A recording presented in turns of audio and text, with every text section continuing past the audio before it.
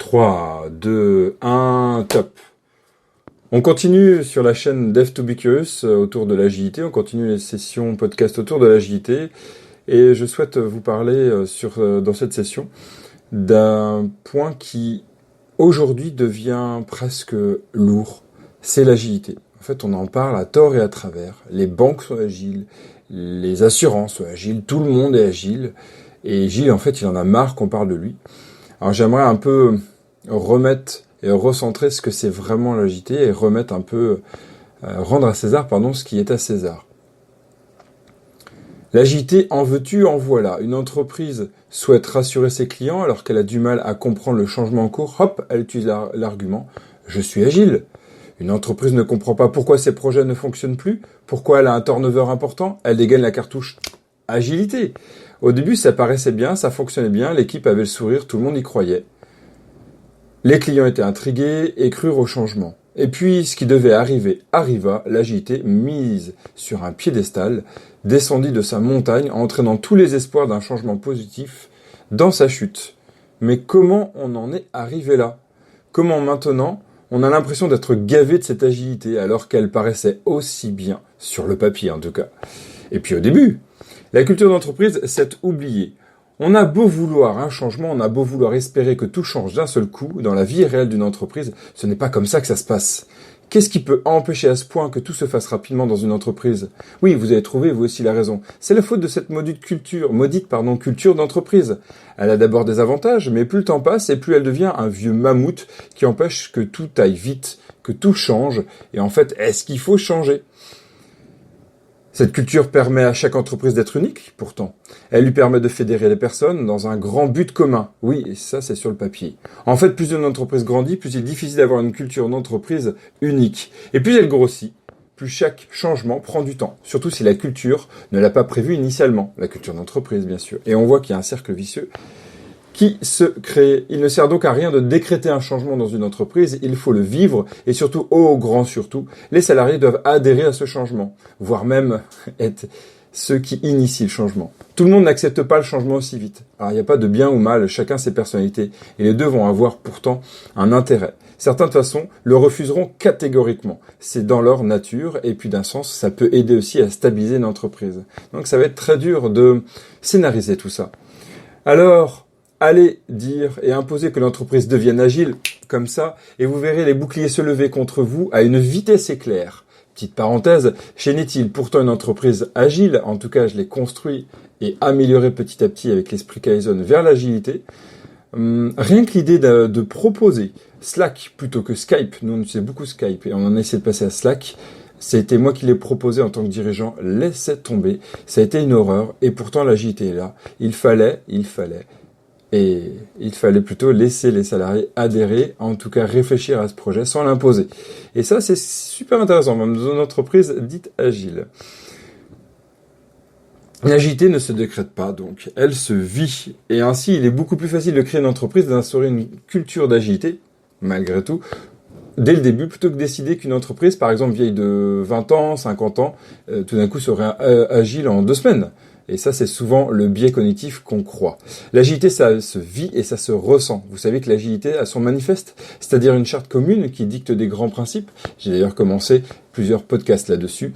Oui, des principes, vous avez bien lu, pas des ordres, des obligations, une checklist. Ça se vit, ça se ressent. C'est un état d'esprit presque, une philosophie. Ce n'est pas que des principes méthodologiques, ce n'est pas une méthode. Si l'on est aujourd'hui gavé d'agilité, c'est que le mot a été usé, abusé, tout le monde est agile, toutes les entreprises sont devenues agiles.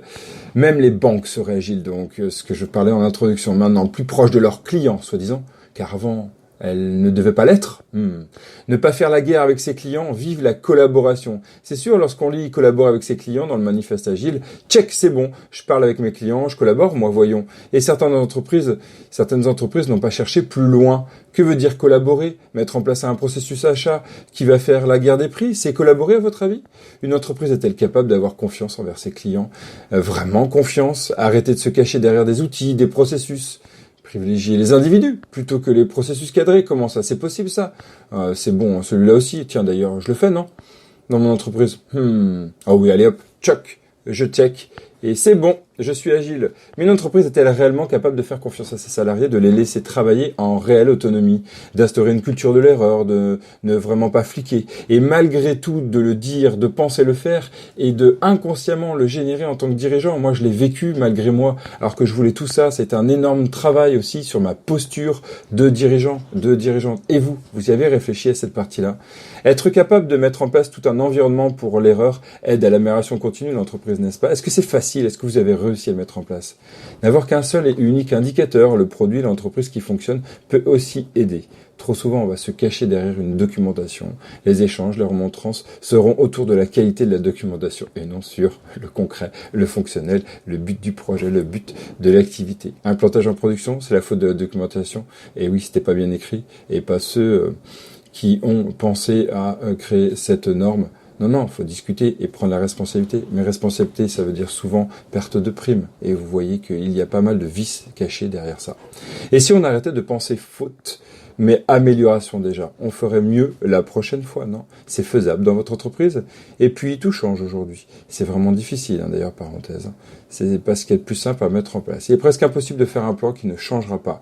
Comment alors vouloir chercher à créer des projets et à les planifier via des outils comme, citons-en un, MS Project, sans les changer constamment? Du coup, on cherchera alors à empêcher un changement plutôt que de l'accueillir. Oui, et accueillir le changement, l'accepter même au dernier moment, ça demande à une entreprise d'être très structurée malgré tout. Et être structurée dans le changement, savoir réagir et savoir comment réagir face à chaque changement. Tips, non, le mode panique ou le mode rush ne sont pas des bonnes solutions, et d'ailleurs, c'est tout l'inverse de l'agilité.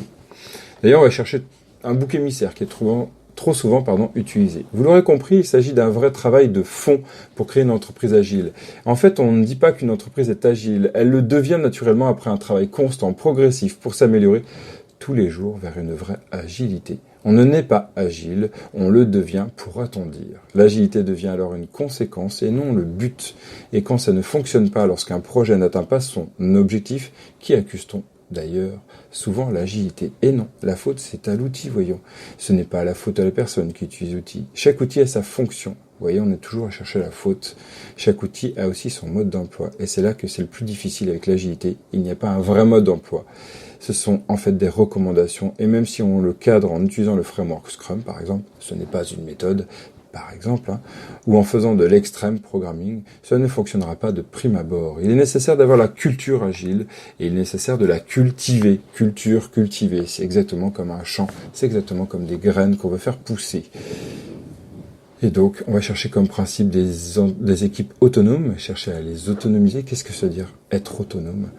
L'erreur, c'est salutaire, et d'ailleurs, c'est plutôt un essai. On va chercher à s'améliorer, et la confiance est réelle. Elle va se baser sur 4 piliers, d'ailleurs, que je parlais sur un des derniers podcasts que j'ai fait.